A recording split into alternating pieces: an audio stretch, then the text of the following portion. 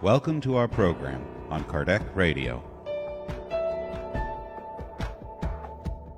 To Spiritism by Allan Kardec.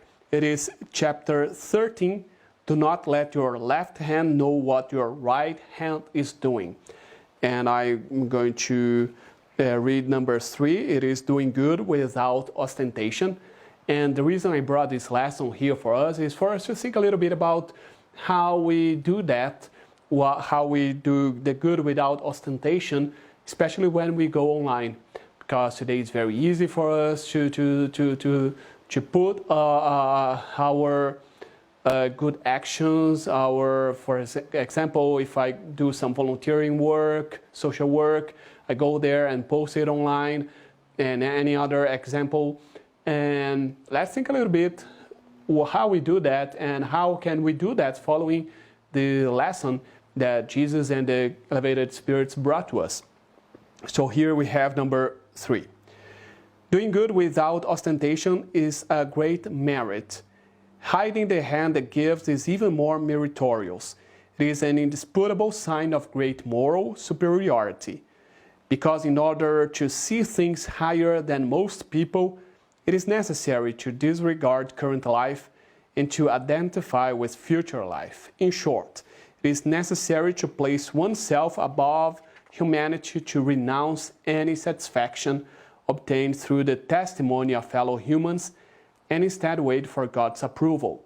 Whoever holds the judgment of humans above that of God proves to have more faith in human beings than in God, and that current life means more to him, her, than future life, or even that he or she does not believe in future life. Therefore, if preaching the opposite, such a person does not seem to believe in his or her own words. So what's important here? How can we connect that to the way that we show ourselves, to show our good actions online? Something that I'm not asking here, I'm not saying here that we need to judge what other people do. We need to judge what we do. We can only judge our own actions because we are the only one who knows our intention. So I'm going to analyze if I go and for example, if I post something online, a picture on Instagram of me doing social work, social activity. Why am I doing that? Am I doing that because I want my friends to applaud me? Because I want my friends to say, wow, he's a good person, he's doing good. If that's the reason, then we are doing what Kardec says here. We are holding the judgment of humans above that of God. So we are not seeking God's approval. We are not seeking that. We are not seeking the rewards in the spiritual life, but we are seeking the rewards here in this material life. So if that's the case, we are not doing what Jesus and the elevated spirits are telling us to do, that is to do good without ostentation.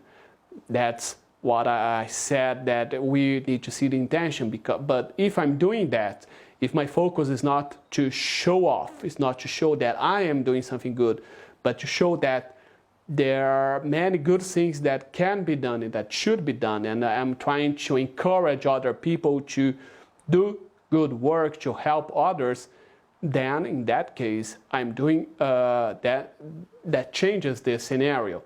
So that's something that only we can ask ourselves, and we can meditate and have the answer. What else he says here? How many there are who give to others only in hopes that the recipient will shout from the rooftops the benefit thus received, and who will give a large sum in broad light, but in the shadows would not give a single penny. This is why Jesus said that those who do good with ostentation have already received their reward. Indeed, whoever seek their own glorification on earth, by the good they do, have already rewarded themselves. God no longer owes them anything. There remains to them only to receive punishments for their pride. So here, am I doing that good work only when I have my camera and I can show that to others? Or do I do the good word? Am I a good person even when nobody's seeing? So that's the question that we need to ask ourselves again. Do not let your left hand know what your right hand is doing is a figure of speech which admirably characterizes acts of beneficence without ostentation. However, if on one side there is a genuine lack of ostentation, on the other there can also be a feigned lack of ostentation, a simulated self-effacement. Such people hide the hand that gives while taking care to let a bit out of for being traced, then watch if someone sees it hiding there.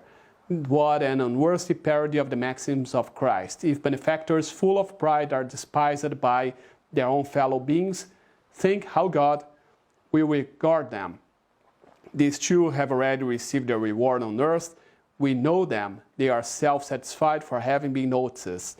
That is all they will get. So even though I do not put out there, but I allow someone to see, so I will do that in a way that other people can see what I'm doing. So if that's the reward that I want you to be watched. I want people to see that I'm doing my good action. If that's the most important thing, that's a red flag. So that's another thing for us to think about.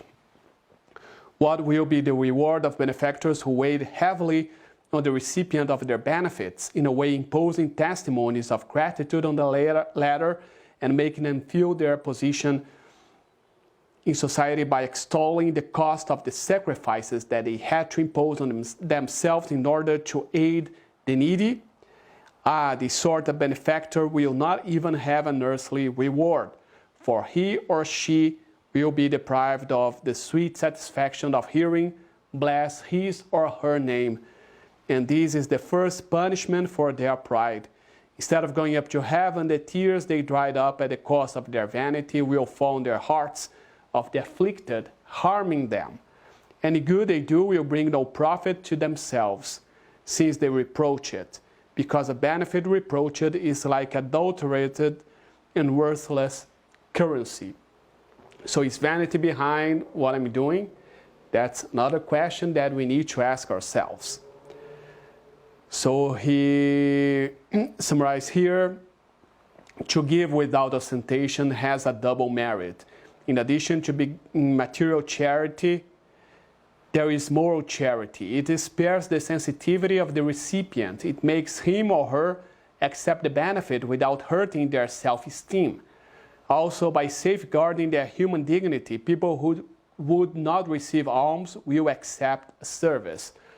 Because there's also that, okay, maybe I want to show that I'm doing that good work, like helping people in need, but maybe that person who is in need doesn't want to be there. That person doesn't want others to see that they are in their position, in that position. So let's also think about that.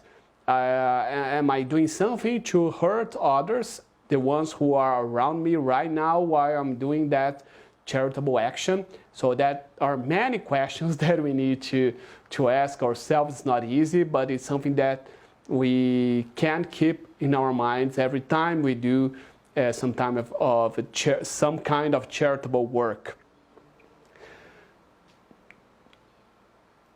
True charity, on the contrary, is delicate and ingenious in concealing a benefit so as to avoid to the least suspicion of giving alms. For any moral vexation would add to the suffering that arises from need. True charity knows how to find gentle and affable words which put the recipients at ease in front of the benefactors, whereas proud charity crushes them. The sublimity of true generosity is when the benefactor, by changing roles, finds a way of appearing to be the recipient to the one to whom he or she is rendering a service. This is what these words mean. Do not let your left hand know what your right hand is doing. So again, it's always about putting ourselves in other people's shoes and to see how they would feel in that position. How do they feel in that position? So I can always try to do the best I can, and also to really meditate about the intention, about what's behind what we are doing and what's the most important thing about that action that we are doing. And as usual, to finalize here, I'm going to read a text from the book Happy Life by Joana de Angelis through the medium Divaldo Pereira Franco. I'll open it randomly here. So we have the lesson number 89. Choose your friends wisely. Bad company is a liability because it hinders your progress. No one is so autonomous and complete so as to avoid contamination by those who delight in wrongdoing and vice. Be kind to bad and irresponsible people, but do not partake of their behavior, activities, and their take on life. More infirmities also infect the unwary who come too close. Thank you so much for your company. May God bless all of us. See you next week.